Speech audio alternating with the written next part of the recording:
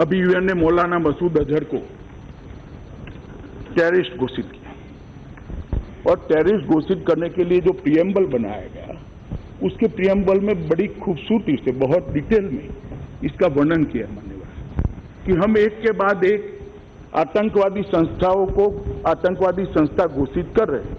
ये मौलाना साहब जो है वो संस्था को बंद करके दूसरी संस्था कर देते हैं, फिर से 2 साल तक वो संस्था को आतंकवादी संस्था घोषित करने की प्रक्रिया करते हैं। जैसे ही घोषित होती है वो बंद कर तीसरी संस्था खोल देते हैं। आतंकवाद व्यक्ति की मंशा में होता है साहब, आतंकवाद संस्थाओं में नहीं होता। संस्था कैसे बनती है? व्यक्तियों का समूह ही तो संस्था बनता है। अगर व्यक्ति के मन में आतंकवाद है तो संस्था पर प्रतिबंध लगाने से नहीं रुक सकता। वो व्यक्ति दूसरी संस्था बनाकर कैसे रोकेंगे? रोकना चाहते हैं या नहीं चाहते? मैं मानता हूं मान्यवर, इस सरकार की प्राथमिक फर्ज है कि आतंकवाद को समूल नष्ट किया जाए और इसलिए आतंकवादी को व्यक्ति को आतंकवादी घोषित करने के प्रावधान की बहुत जरूरत है और अभी यूएन ने करा है। यूएन के अंदर तो एक प्रोसीजर है ही, मगर अमेरिका में भी है। ये तो ह्यूमन राइट्स के चैंपियन मानते हैं, कोट करते हैं इनकी रिपोर्ट्स को सब। पाकिस्तान में भी है। मैं आपके माध्यम से ओवैसी साहब और सबको जो डर लगता है उनको कहता हूं, पाकिस्तान जैसे राज्य ने कर दिया है। चीन ने किया है, इजराइल ने किया है, यूरोपियन यूनियन ने किया है, ये सब ने किया है मान्यवर। और मैं एक दूसरा उदाहरण देना चाहता हूं मान्यवर। इंडियन मुजाहिदीन आईएम का जो आतंकवादी था यासीन भटकल, उसको इंडियन मुजाहिदीन को एनआईए ने आतंकवादी संस्था घोषित कर दिया। अब ये यासीन भटकल कलकत्ता के किसी जेल में पड़े रहे, वांटेड थे, अलग नाम कर दिया, कुछ अलग प्रकार से काम कर दे रहे हैं। वो पता क्यों नहीं चला?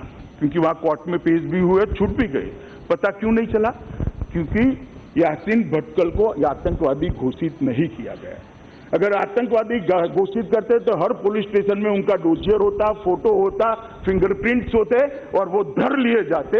अगर किया होता तो 12 बम धमाके बच जाते। मान्यवर, ये आतंकवादी जो घोषित करने की प्रक्रिया है, इसमें बहुत सारी सावधानियां रखी गई है कि इसका उपयोग दुरुपयोग न हो, परंतु उपयोग हो, इसके लिए हम ये लेकर आए हैं। मान्यवर, मैं मानता हूं कि ये जमाना आ गया है कि एक के बाद एक संस्था बदलने वाले व्यक्तियों को आतंकवादी घोषित कर दुनिया के सामने उनको खुला करने की, उजागर करने की जरूरत है। इसलिए मैं प्रावधान लेकर मान्यवर इस सम्मानित सदन के सामने आया हूं। धारा 25 को मनीष जी ने बड़े जोर शोर से उस पर विरोध किया।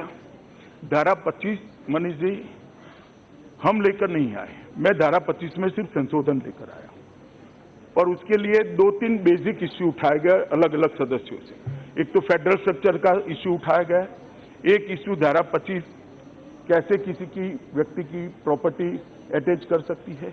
हसनान साहब ने कहा कुर्क करने की बात नहीं, अटैच करने की बात है। कुर्की का ऑर्डर हसनान साहब कोर्ट करेगी, पुलिस कुर्की नहीं कर सकती। ये कानून का प्रोविजन मैं स्पष्ट करना चाहता हूं। पुलिस इसको अटैच करेगी, जब्त करेगी, बाद में पुलिस कोर्ट के सामने जाएगी। जब कोर्ट मान्यवर परमिशन देगा तब इसकी कुर्की होगी। तो कुर्की के लिए पुलिस को हमने अधिकार नहीं दिया है, ना किसी डीजी को दिया है। अब फेडरल स्ट्रक्चर का सवाल आया मान्यवर, इसमें हमने एनआईए के डीजी को उसी केसों में ये अधिकार दिया है जो केस एनआईए जांच करता है और कोई केस में नहीं दिया। जो स्टेट पुलिस यूएपीए लगाना चाहती है और जांच करना चाहती है, इसका तो जब्ती का अधिकार स्टेट पुलिस के पास में ही है। और एनआईए के अंदर ये जो अधिकार है कि राज्यों की सहमति के बगैर केस ले सके और केस चला सके। मैं फिर से एक बार कहता हूं, ये बिल हम लेकर नहीं आए थे, यूपीए की सरकार लेकर आई थी। अगर फेडरल स्ट्रक्चर का भंग हुआ है तो यूपीए की सरकार के समय में हुआ है, मगर मैं मानता हूं ये ठीक है। मैं आज भी कहता हूं यूपीए सरकार ने कराए, फिर भी मैं मानता हूं ठीक है। मगर जो लेजिस्लेशन बनाने वाले थे, उस लेजिस्लेशन के पक्ष में जिन्होंने भाषण की, उनको क्या अधिकार है आज वो लेजिस्लेशन पर सवाल खड़ा करने का?